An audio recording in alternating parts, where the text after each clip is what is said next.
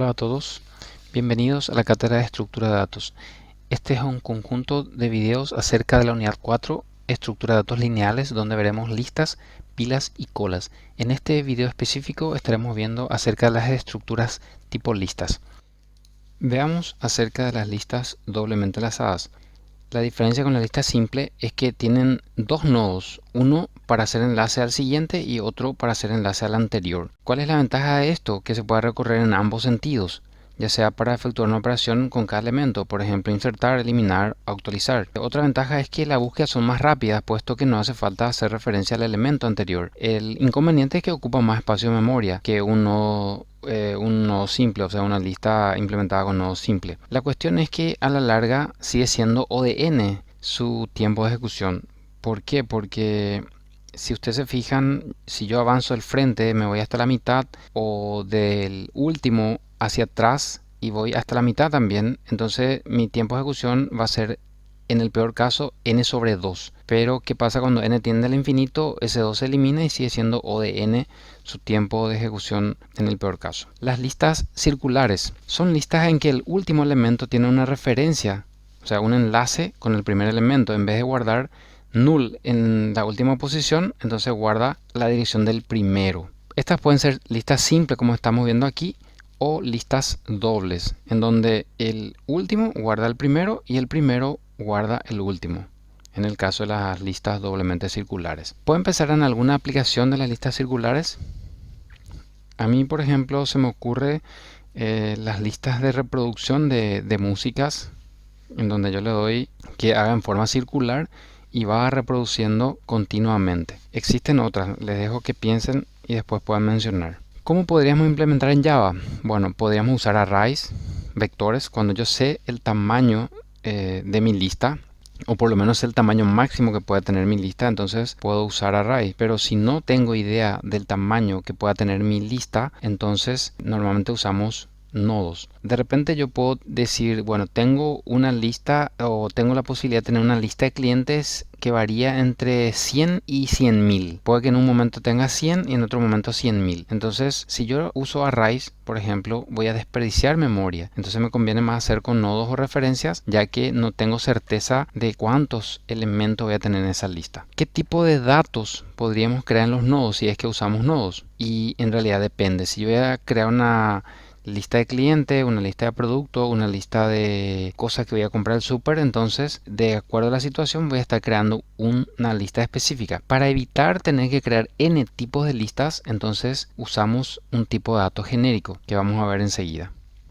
Estas serían algunas de las clases que podríamos estar usando en nuestra implementación de listas. Puede ser una interfaz que tiene todas las operaciones permitidas sobre la lista. Tengo una lista enlazada que va a implementar esa interfaz, el nodo de la lista, algún iterador tal vez para recorrer la lista. La clase nodo. ¿Cómo es la clase nodo? Bueno, aquí estamos viendo una implementación típica de la clase nodo, donde mi tipo de dato que va a recibir la clase nodo es un tipo de dato genérico. ¿Eso qué significa? Lo que le mencioné hace rato, que en este nodo se puede guardar en un momento dado cliente o producto o string o entero o el tipo de dato que yo quiera. Cuando decido con qué se va a representar esta T, o mejor dicho, con qué se va a cambiar esta T, en la aplicación yo voy a decidir si voy a crear una lista de clientes, una lista de productos, una lista de enteros. De acuerdo a eso, esta T se reemplaza por ese tipo de dato, pero en la aplicación. Bueno, veamos qué tipo de acceso tienen estas propiedades de la clase nodo. Si ustedes se fijan, acá no estoy poniendo ni private, ni protected, ni public, entonces estoy diciendo que es acceso de paquete o friendly. Eso significa que todos o todas las clases que estén en el mismo paquete van a poder acceder directamente a esta propiedad dato o a esta propiedad siguiente, que es el que hace el enlace con el siguiente nodo. Noten que esta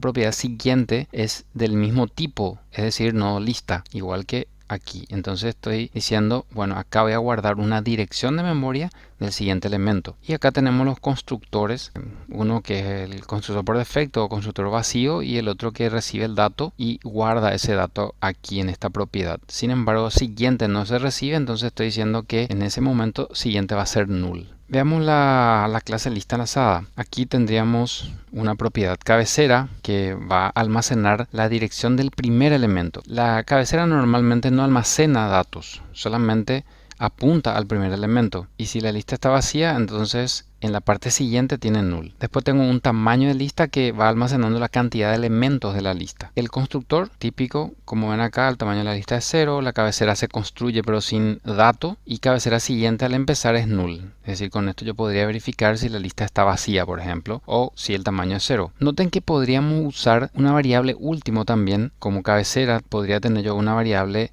tipo nodo lista último. ¿Para qué eso? Para poder insertar más fácilmente el elemento al final de la lista, sin tener que recorrer desde 1 hasta n y luego insertar. Entonces yo voy directo al último. Estas son propiedades opcionales en realidad. Inclusive el tamaño es opcional porque yo podría recorrer la lista y contando para saber cuánto tengo, pero con esto evito ese recorrido y tengo una información instantánea, digamos, el tamaño de la lista. Veamos cómo podríamos hacer insertar al frente.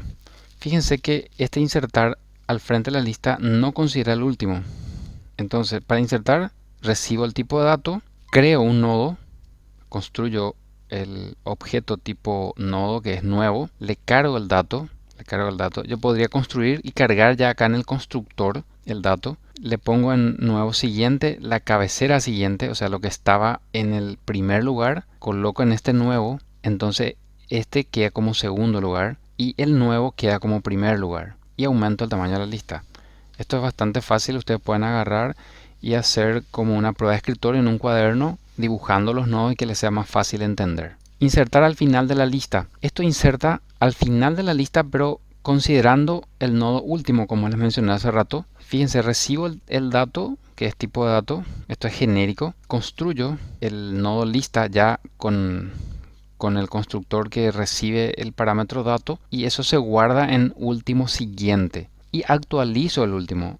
Entonces el nuevo último es esto que está en nodo siguiente, el último siguiente. Entonces este es el nuevo último y el tamaño de la lista aumenta también en 1. Si quiero eliminar el primer elemento, la mayoría de las veces verificamos si la lista está vacía antes de eliminar. Esto también podría lanzar una excepción acá, indicar que va a lanzar throws, puede ser lista vacía por ejemplo, y si la lista es vacía entonces lanzo la excepción. Y si no es vacía, como en este caso, digo, bueno, cabecera siguiente es cabecera siguiente siguiente, es decir, salto encima del que voy a eliminar y estoy básicamente eliminando el primer elemento porque el enlace se cambia. Esto también podrían hacer con una prueba de escritorio para entender cómo funciona eso. Y el tamaño de la lista disminuye. Después puedo ver otras formas de eliminar otras posiciones. En este caso estoy recorriendo la lista hasta llegar a la posición y elimino esa posición. Esto les dejo ahí para que analicen después con detenimiento. De otra manera nos llevaría mucho tiempo en el video. Eliminar un elemento. ¿Cómo haríamos con un ciclo for? Si ustedes se fijan acá, estamos haciendo con un ciclo while. ¿Sí? While. Sin embargo, esto podríamos hacer con un ciclo for también. ¿Y qué pasa si consideramos el último nodo? Entonces todos esos detalles pueden analizar ustedes. Si queremos buscar un dato en la lista o bien consultar un elemento, ¿cómo haríamos? Ese tipo de cosas tendrían que ir mirando. Consultar, por ejemplo, significa quiero ver qué hay en una posición determinada. O buscar, quiero saber en qué lugar está un dato específico. Entonces empiezo a buscar, recorrer hasta encontrar. ¿Qué cota superior asintótica tienen estos métodos? Bueno, vamos a fijarnos que la mayoría de los métodos van a tener O de n. ¿Por qué? Porque implica recorrer. Para consultar tengo que recorrer los n elementos. Para buscar tengo que recorrer los n elementos. Muchas veces para insertar en un lugar tengo que recorrer los n elementos. En los únicos casos en donde no son O de n es cuando quiero insertar al frente o quiero insertar al último siempre y cuando tenga el nodo último o el que hace referencia al nodo último. Como era este caso que está aquí, ¿sí? Donde estoy insertando al último. Fíjense que acá es constante, porque no importa cuántos elementos yo tenga en la lista, siempre voy a hacer en 1, 2, 3 o 4 pasos como mucho. Entonces, otra forma de eliminar por posición, pero considerando último, sería esta que vemos aquí, como hablamos hace rato con un for. Noten que yo voy a eliminar esta posición siempre y cuando exista. Y voy a retornar el tipo de dato genérico que estaba en esta posición. y puede que esto lance lista vacía o puede que lance posición incorrecta. Si la lista está vacía, directamente acá lanza la excepción y se va de este método. Si no está vacía, entonces va a pasar acá y va a preguntar si la posición es o no incorrecta. Fíjense, si es menor a 1 o mayor a la longitud, entonces decimos que es incorrecta y lanza esta excepción con este mensaje. Si no lanza esta excepción, significa que está todo bien, que la posición es correcta, entonces voy a empezar a buscar la posición. En realidad a recorrer hasta esa posición. Empiezo en la cabecera y voy recorriendo hasta llegar a una posición anterior al que quiero eliminar. Cuando esta línea se ejecute, fíjense que él va avanzando. Entonces avanza, avanza, avanza. Cuando llega a un paso atrás de la posición, un elemento antes, entonces hace este proceso que es eliminar el elemento de esa posición. Y al final, después de eliminar, actualiza el último y todas esas cosas, disminuye la longitud y retorna el dato eliminado. Veamos entonces cómo eliminar por posición de acuerdo a nuestro ejemplo anterior. Al ejecutar a través de la lista, del objeto lista, el método eliminar, le paso el parámetro 3, entonces la posición que lleva es 3. Hago el recorrido del for, me quedo con el temporal en el paso anterior al elemento que quiero eliminar. Noten que en este caso quiero eliminar el último. Entonces tengo la referencia al temporal, al último, la longitud es 3. En el paso 1 guardo en un nodo a eliminar el temporal siguiente. En el paso 2 cambio el temporal siguiente a eliminar siguiente. Noten que esto es null debido a que es el último el que trato de eliminar, pero podría no ser el último, en cuyo caso cambia la dirección al que va a estar apuntando. En el paso 3 pongo a eliminar punto siguiente null, en este caso es luego null porque es el último el que quiero eliminar. En el paso 4 cambio la dirección del último, la dirección de memoria ahora apunta a temporal. En el paso 5 cambio la longitud, que pasa a ser 2.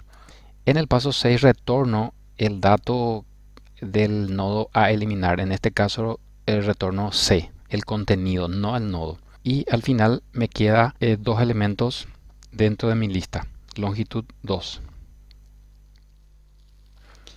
Aquí tienen una serie de libros donde pueden leer más. Esta información de YouTube también es muy interesante, pueden mirar acerca de las listas. Y cualquier consulta o duda acerca de esta unidad pueden hacerla en el foro de la unidad 4 y estaremos respondiendo en la brevedad posible. Nos vemos en el próximo video, que vamos a hablar sobre pilas y colas.